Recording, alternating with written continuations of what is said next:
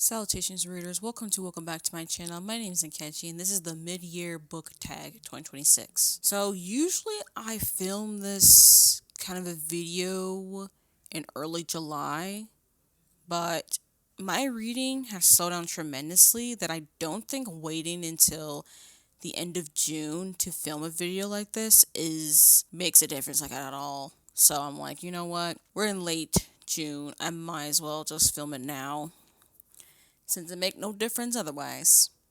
But anyways, hope y'all have a good time. I hope y'all's reading has been at least been decent to good or great or even amazing. Even if it has not been doing so good for y'all, I really am sorry. I hope it does improve in the second half of the year. As I hope it's the same thing for me as well, because I'm not gonna lie, the first half has definitely been a struggle. Now, granted, most of my time this first half of the year has been school related, so it's like, well, how much reading can I really get done in school? Well, apparently I've been reading a lot more when I'm in school than when I'm not in school. At least so far this year. Hey, maybe it changes later on, but right now it has been a slow ride. So, not happy about it, but honestly, it could have been a lot worse. So I remain grateful. Anyway, this tag has been created by Old Great Books and Is That Chami. I think the link to the original book, the first one at least, is still available. So I will link it down below and tag the original creators, of course. Now let's just get right into it. I'm going to be pretty quick with these questions. So the first question, the best book you've read so far, and I only have read one 5-star read this year, which I'm not happy about. It's only been one, but since I have been reading less, it's much harder for me to find a 5-star read. And the only 5-star read I have read is The Eyes of Gaza, A Diary of Resilience by Felicia Alacad. This one is a really good memoir. It's, again, like a diary memoir of Felicia Alacad's time just growing up in Gaza as a Palestinian, IOF continuing to attack and invade and occupy land, Palestinian land. I mean, they've been doing it for nearly a century now, but even ever since after October 7th, 2023, a bit of the diary has some time before then, before a lot of the diaries also afterwards, like when she's a journalist, being there, and then also when she's basically now in exile. Yeah, very much emotional, very much hard hitting, and it's not like the memoir itself is anything that I've really have learned already from just seeing her on Instagram, but like it's just a different perspective when you can read it in diary form. It was just really good. I do recommend it. I also read it via audio, which Felicia also narrates as well, and highly recommend the audiobook. Now that's the only 5-star read, and if you know me from like a while now, I don't usually rate nonfiction, but because I have been reading very little this year, I figured I might as well just rate the nonfiction that I do end up reading this year. So that is the only 5-star read. If I did not start rating nonfiction, I would not have a 5-star read, because the only other book that was even close to like a 5-star, like my 4.75 star, the only one else I got is Birth of a Dynasty by Chinaza Bado. This is the first book in a trilogy, and this is a really good first book to a new trilogy. It's adult fantasy, it's slow paced, very character driven, a lot of political intrigue. It does deal with a prophecy and a chosen one story, but I think the way that the story has been set up, the way that we get a lot of information on the world building, the characters, and the stakes and the lengths that these characters are willing to go in order to make sure this prophecy is not fulfilled, but also to make sure that certain people live or certain people don't go as far as they should. I gotta say, it's just really fascinating. And I also had it as an e-arc from the publisher, an ALC from the publisher, and I even got this physical copy thanks to the publisher as well. So thanks to them for this, not gonna lie. And honestly, I've not been reading that much fantasy, but this is the best fantasy I have read so far this year as well. So high praise for Birth of a Dynasty. And as far as the second question, the worst book I've read this year, I've actually have not read any book. Well, let me say this. I have not finished reading any book that is less than 3-star. The only way I can say, oh, this is actually a worse book, it was less than 3-star. Now, there's definitely books I've given 3 stars, but I haven't finished any book that's less than 3-star, which is great for me, but also just doesn't help because, I don't have anything for this question. But you know what? It is what it is. I just don't have any answer for this one. But let's get to the next one. Best sequel you've read so far. So I've been reading a lot of the unselected journals of Emma M. Lyon lately. And I think the best one so far from that series is Volume 7, which is the most recent volume that I've read. And if you don't know, this is just a collection of journal entries from a fictional character named Emma M. Lyon, who comes into a majority in his neighborhood in London, and there's just shenanigans. It's very much slice of life, character driven, personal stakes. It's still my favorite one because I feel like we got a lot more information from certain like side characters and stuff, which I'll talk a little bit more as we get later on the tag. So I'm gonna refrain, but I really did love Volume 7 though. It is a really good installment, and I think it's the best sequel so far that I've read for that series. And as far as the next question, worst sequel you've read so far? Again, even though I've read more sequels this year than previous, I have not read any bad sequels. They're just sequels I probably did not like, but I don't really have an answer for this one because again, in order for it to be bad, I have to give it less than 3 stars, and I don't got any book less than 3 stars, so I got nothing for that one. Next question. New release you haven't read yet, but you want to, and that is The Tapestry of Fate by Shannon Chakraborty. This is the second book, part of the Mina Al-Sarafi series. So, The Adventures of Mina Al-Sarafi, the sequel, The Tapestry of Fate. I need to read that sequel. Like, oh my gosh, I did not pre-order it. Probably should have pre-ordered it, not gonna lie. But you know what? It's fine. It's fine. You know why? Because I need a rush right now, as I am having a hard time reading fantasy.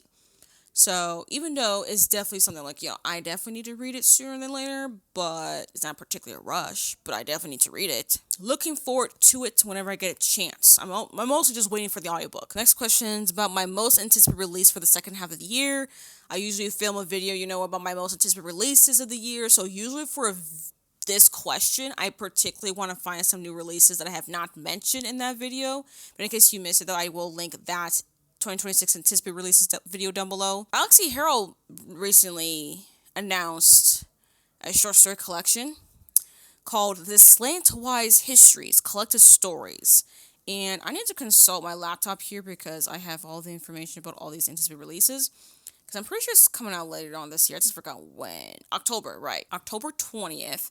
It is a short story collection full of fantasy. Yeah, there's a lot of various short stories. And apparently, there's a couple of Alexi Harrell's Amazon original short stories, like the 6 Deaths of the Saint and the Night and the Butcher Bird, actually is going to be in this collection, which is great because I've been wanting to read those short stories, but I don't have Kindle. I don't have access to the Amazon Kindle and stuff anymore. So it was going to be hard for me to read those short stories in the first place. But since it's going to be in this collection, I cannot wait. I genuinely cannot wait to be able to read those short stories because I heard so many great things about the 6th Dance of the Saint. And there's a bunch of other short stories that are mentioned here in the synopsis, but yeah, that's pretty much my most anticipated release right now for the second half of the year that I have not already mentioned in my most anticipated releases video. Now let's get to the next question. Biggest disappointment. Since again, I have not read that many books, and I have not read that many books less than 3 star. As far as anything that's actually a disappointment, I'm going to say they're more or less just DNFs. And I actually have a few DNFs that really disappointed me to the point I'm like, wow, I can't believe I actually DNF'd those books. I'm still mad about them. So one of my most disappointing books so far this year was Lucky Seed by Justinian Huang. This is the author of The Emperor and the Endless Palace. I read that book, I think, last year or 2 years ago. I forgot when I read it, but I really enjoyed Justinian Huang's debut novel, and now a sophomore novel with Lucky Seed, which I think was like Succession meets Crazy Rich Asians or something like that, if I remember correctly. Just a family of really rich Asian people, and I think the matriarch of the family of some sort wants to make sure that there's an heir to the fortune, and the heir needs to be able to have children. Or is there someone supposed to have a lucky seed or something? I don't remember, but I remember just being I do not care. It's clearly messy. It's a very messy family drama book, which I was definitely here for. One of the reasons why I was even intrigued to read this novel. But unfortunately, I did not care about the characters. As messy as they were, I was just I don't care where we're going with this. I don't care. I don't get it. It's very unfortunate. I think I read it via audio, but I don't think the audiobook was really the problem. I just didn't care for the story. Maybe it was not dramatic enough. Maybe that's what it was. It's just not dramatic enough. Regardless, though, unfortunately, that just disappointed me. I forgot how far I got through it, but not very far. And then The Isle of the Silver Sea by Tasha Suri. That one was really disappointing. I got it as an e-arc from the publisher. I even like used my one and only like Libra FM credits to get the audiobook because I really struggled reading with my eyeballs. So I thought like, if I got the audiobook would be better. The audiobook did not make it any better. It just made me realize that this story was just not for me at all. It really sucked too because I really enjoyed reading the Burning Kingdoms trilogy by this author. But yeah, this standalone was just not it at all. It really did. It's really much reminiscent and reminded me specifically with The Everlasting by Alex E. Howard as far as reincarnations and stuff like that. But like, I really thought I would like Tasha Suri's rendition as well as Alexi Haro's Lady Night story, but I really did not care for it. I didn't care for the world building at all. I didn't care for the characters. I just didn't care about it at all, and it's just bored me, and I was so sad. And then I also DNF'd Behind Five Willows by June Her, which really disappointed me because this was a Pride and Prejudice retelling set in Joseon Dynasty. And like, if you don't know about this about me, but I love Pride and Prejudice. I read the book. I watched the 2005 movie. I plan to watch the 1995 BBC adaptation as well. So y'all already know I'm a fan of Pride and Prejudice. So the fact that I was trying to read this Pride and Prejudice retelling, so let's reimagining set in Joseon Dynasty, I thought this would be like easy money, but no, I got it as an e-arc as well from the publisher, and I'm reading this, and I'm like, I got to nearly halfway through, and I am bored. Like, it was already trying to say, like, it's cozy, lighthearted, but, like, I think I was just too cozy, or just not enough stakes, not enough about a strife between the two main characters, who are supposed to be, like, our, Lizzie Bennet and Mr. Darcy. I'm just kind of like, there's not enough enemies to lovers in here. Like, that's literally the whole point of, like, Pride and Prejudice between our Lizzie Bennet and Mr. Darcy, and Behind Five Willows, it just was not enough. There's not enough actual, like, conflict between the two of them. So I'm kind of like, so what are we doing here? Like, I'm just bored. So bored. And I do like the fact we do talk about book banning in that one, since it's also based on, like, actual history as well about the emperor at this time period who put a decree about, books because of it didn't follow through with Confucian teachings or whatever. So, yeah, that was really frustrating. And there's a whole pen pal thing as well, which kind of was boring. I'm like, the whole thing was so boring. And I'm like, wow, really? Like, I was so disappointed with that one. Y'all don't understand. And then also another big disappointing as well was my most recent, like, DNF was Real by Kennedy Ryan. Oh my gosh, y'all. I never felt even more disappointed. Like, I've had Real for a while. Like, I think I've had it for, like, a few years. I had, like, the self-published version, too. Like, I didn't even get the traditional published, because I was like, I like the cover of the original cover. This was a romance between a film director and the lead actress. And I thought I was gonna like it, because I thought it was just gonna be, like, a workplace romance. I was like, oh, very forbidden, a little bit taboo, but, like, I'm gonna have some fun with it. And I didn't get a chance to have fun with it at all. I felt like the opportunity that these two could actually fall in love and stuff were, like, outside of them actually feeling this biopic and stuff, which I'm just like, I was kind of here for some mess. And you're not giving me mess as I expected to get mess, which is really frustrating. Even though I was so invested, though, in the biopic part, because they are filming a biopic of this forgotten or not really known or talked about black musician. Not musician, like this black artist who's a actress, but also a singer as well. I thought that part was so really cool. And also the female main character, Neva, she had discoid lupus as well, so there's some chronic illness representation, which I thought would be like really, really cool. I really thought that part of the story was really cool. So there's some cool stuff in Real, don't get me wrong, but I was so not here for the romance, which is the point of the story. I got to like halfway through the book, and I stopped. I just ended up putting the book down when we got to the first sex scene, because I'm just like, I don't freaking care if these two get together. So what's the point of me continue reading? So that was really disappointing. That actually might be my actual biggest disappointment. I feel like it's on par with Behind Five Willows, because I kind of stopped at relatively around the same places in both those books. But regardless, though, yeah, I didn't have fun with those ones. Big major disappointments on all 4 of those books. Anyways, besides biggest disappointment, let's just get to the next question. What is the biggest surprise? And my biggest surprise was definitely Morbid Curiosities by S. Hati. Now, this is the author of And the Sky Blood, which I still own physically as a rep behind y'all. It's still over there. on my unread shelf. And this is a young adult thriller. I think it's also part of this like scientific prodigy kind of like program for teenagers as well. It's a whole thing. And not gonna lie, I was surprised by this one. I did put in my one of my most anticipated releases. Not like my most, but just like releases, 2026 releases I was kind of curious about. I thought I was gonna enjoy, but I enjoyed it way more than I thought. The pacing was so good. The writing was really good and believable. The characters, while flawed and messy, are like really relatable. And I liked how, again, because I really have a hard time with thrillers, but when I find a thriller, it's really good. And this was a really good thriller, y'all. I highly recommend it if you have not checked it out already. And yeah, this was just really surprisingly good. I'm kind of like genuinely shocked that I really enjoyed it as much as I did. And now the next question.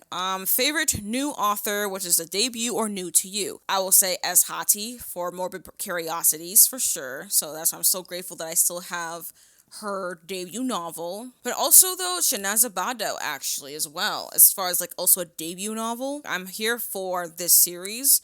I'm so excited to check out the second book and also the third book whenever it comes out, and maybe some other future books that the author publishes in the future. But those two authors for sure, newest favorites for me. Now the next question is like newest fictional kinship, like instead of crush, more like a kinship. And unfortunately, I have not read many books that I felt a kinship to any particular characters.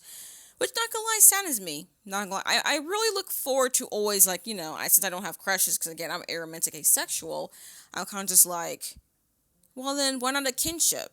And I'm like, great, that's a great idea. But then I don't actually have kinships this year.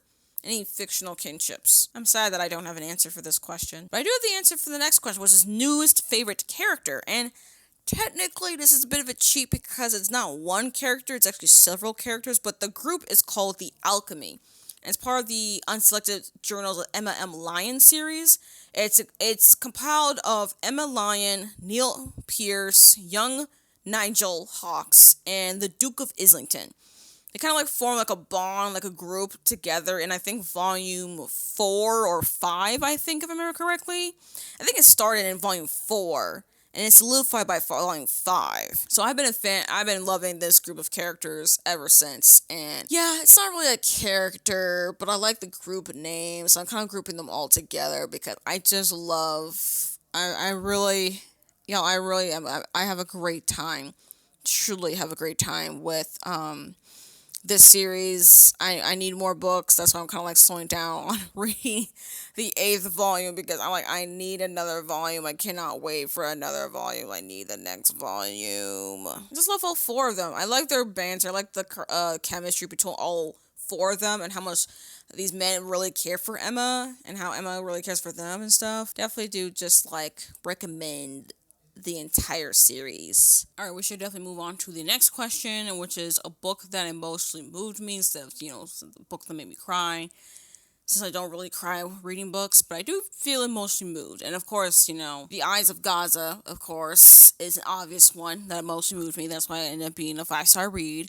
But another book that emotionally moved me was Bellies by Nicola Dinnan. That one's a queer contemporary lit fic book that follows 2 people that form a relationship, and one of them realizes that they are trans and how that affected their relationship. Really about like showing your belly and being intimate and vulnerable with people closest to you, whether it's romantically or even platonically as well, because it also focuses as well on like platonic relationships as well. So that one, I don't know, I really liked Bellies. Bellies was just a really good one. I added it as an audiobook. I think I purchased it through Libro FM, so I do recommend it as an audio if you have not checked it out already. But Bellies, I don't know, that one just really did emotionally move me.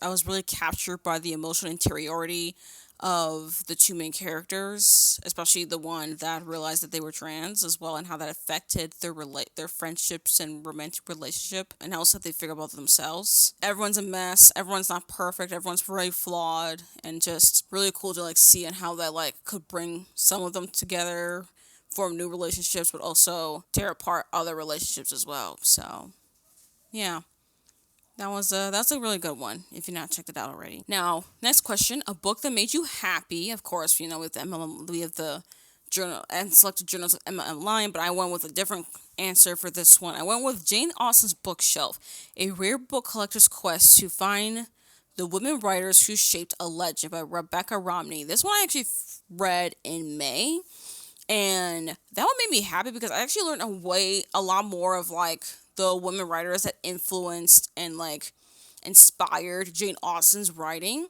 Because there's like 8 women writers that the book focuses on, as far as like that predates Jane Austen's time, that like she read these books growing up, but then also these women authors that were also coming up during her own time and stuff like that. Maybe ones she liked, ones she did not like.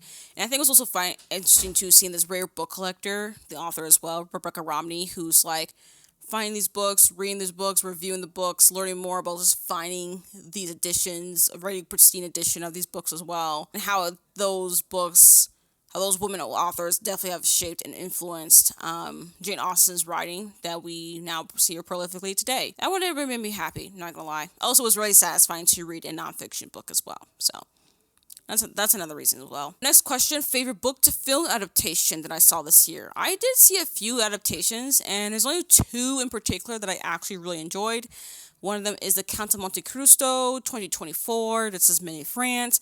And again, I have not read the original book yet. I will, though. And I actually really like this one. I like how it's filmed. I like set design, the cinematography, the actor portrayals, the costuming, the lighting. I do think the pacing, the character, like the screenplay was also pretty good, I think. I think I gave it 4.5 stars on Letterboxd. I think the only thing I didn't particularly like was the ending, because I was like, this is a revenge story. The way that this ended, it's not how I typically think of revenge stories. And I think they changed what it was in the book. And I did ask Mom just like what generally, because I told her the ending of this 2024 adaptation because she watched a different adaptation. And she said that that the adaptation I watched is not the same ending as the book. So I'm like, yeah, I figured as much. And then for this other adaptation that I saw this year, that actually ended up being a favorite of mine, even though I did kind of give shit for it a little bit earlier. But I actually thought, in retrospect, that's actually pretty good adaptation. And that's Frankenstein 2025. Like, I know a lot of people had like put their criticism regarding this adaptation because it's not like Mary Shelley's Frankenstein. And to be quite honest, with adaptations like Frankenstein, as old as it is, there's a lot that you can just extract from it and you can put yourself into it.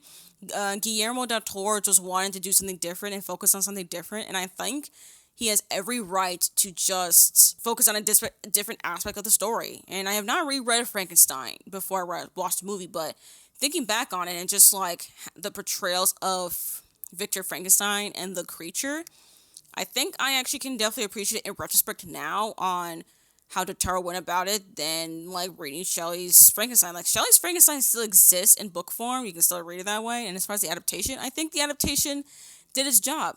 I actually think it was better than I originally thought. At first, when I watched it, I wasn't sure what to rate it, but now I'm like, yep, it's a solid 4 star. It's really good, I think. Better than what people say. So even though I did definitely get some shit for not being like 1-to-1 or trying to be as close to Mary Shelley's version, I think Del Toro did a solid adaptation of it, not gonna lie. Made something different, but also giving something a little bit new and revitalized a little bit. Next question. Favorite video or videos you have done so far this year? Even though it took me a while to edit it, but I really did enjoy filming my spring break vlog.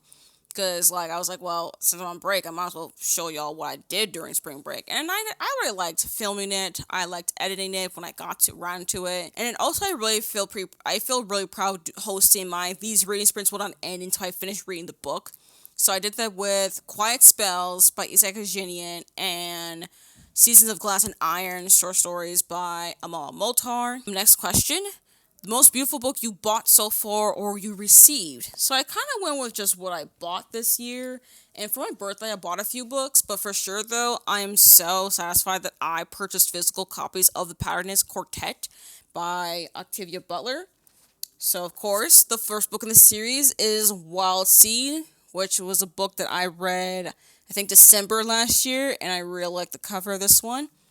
I like the design of all these books. And, of course, we have Mind of My Mind, which I did read earlier this year. I think I read it in February or something. Was it February or January? I don't remember. Early this year, very early, but really like the sequel. Now I am currently reading Clay's Arc, the 3rd book in this series. So I'm very much curious, actually, not gonna lie, what I'm going to think about this one. And then hopefully, if I have some time, I'll be able to read Pattern Master, which is the 4th book in the series. Very much curious to see how this series ends. So yeah, it was just very satisfying to like get these books individually because, not gonna lie, I could have gotten the bind-up version of the series, but I decided just to go with the individual because I prefer seeing all the covers, and they were just much better than the cover of the bind-up. Now, here's another thing too, though. For those who do not know, the publisher is republishing Survivor, which is 3.5. So Survivor is supposed to be in between Clay's Arc and Pattern Master. So that Survivor, who's been out of print for decades now, is finally coming back into print. And so part of me is like, should I read Survivor before I read Pattern Master? Even though it doesn't come out until September. But also, though, Octavia Butler has gone on record saying that she does not feel proud about that book and does not recommend people reading it. But a part of me is a bit of a completionist, so it's kind of like, should I just read Survivor anyways? Even though it goes against the author's wishes, I don't know. But I just want to let y'all know that for anyone who's been wondering about Survivor, it's actually going to come back in print again. So part of me is just like, should I try reading it? Should I not even bother? Probably I will not bother with it because I feel like the series as a whole is very disjointed a bit. We'll see what thematically I'm going to get from this series. Regardless, though, I'm really glad that I have physical copies of this series. Now, the final question is, what books do you need to read by the end of the year? Now, of course, we have arcs, so I think my most prominent arcs right now is The Last Contract of Isako by Fonda Lee. I'm slow moving on that one, but I'm reading it for sure. There's Only One Sit in Hollywood by Rashida Newson. That one I definitely need to finish. I have an audiobook, so I feel confident I will finish it sooner than later. Ship Happens by Mason Deaver. That one won't come out till August, so I still have time before the book comes out, but I definitely need to finish reading it though before the end of the year. And even though I have it as an e-arc, I am very grateful to the publisher for gifting me a physical arc of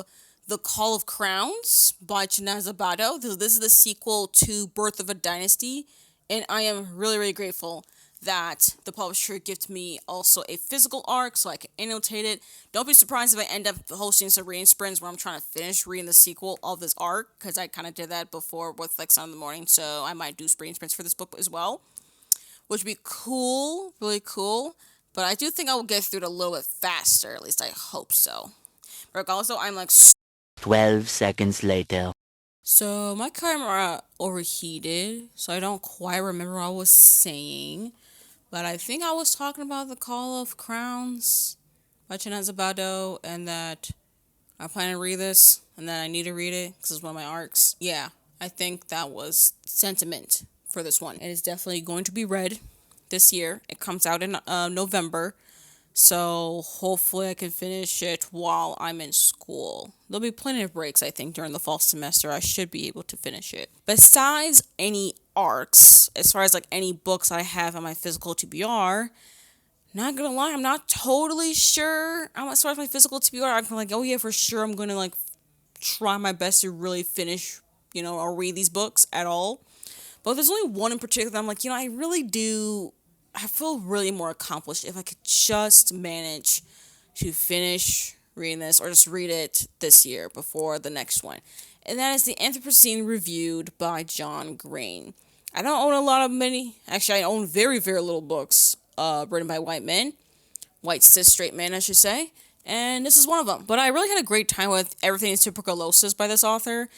And I really been interested in reading his first essay collection, and I heard a lot of people really enjoy this one. And since I also took an intro to anthropology course for the spring semester, I actually been like even more intrigued about the Anthropocene Reviewed, not gonna lie, because it feels a little bit more like somewhat in reference to anthropology, but also maybe like viewing the world like an anthropologist. I don't know, I'm not totally sure actually as far as John Green's actual like job or anything like that. Besides being an author, I got not a damn clue. Maybe he's an anthropologist of some sort. Maybe not. But regardless, this just made me think of anthropology. So I was like, might as well see if I can just try to read it this year. We shall see though. But anyways, yeah, that is it, y'all. That is all I have for y'all for today for this mid-year book tag. Thank you all for watching. If you watched it, sorry for the interruption. But I hope you all liked this video. If you liked it, like it. Comment down below any answers to the questions for this tag. Are you going to do the tag yourself? I haven't seen that many people do it lately in the past couple of years, but If you plan to, please do it, and I would like to see your answers for this. And if you don't do, like, if you don't make videos, you just want to answer maybe a question or two, or as many of the questions as you can, definitely leave me a comment. I will leave, if you make a really long comment, I will read the whole comment. So if you want to answer every single question truthfully, I will read the whole comment, just to let you know. And also, if you're new here, you like my vibe, you want to see more videos from me, definitely recommend subscribing if you've not done so already. And if you're in this part of the video, you're not sure what to say, but you want to leave me an emoji to let me know you're here, leave me an earth emoji down in the comments. With Anthropocene, we got some green color, blue colored books here, multicolored, yeah.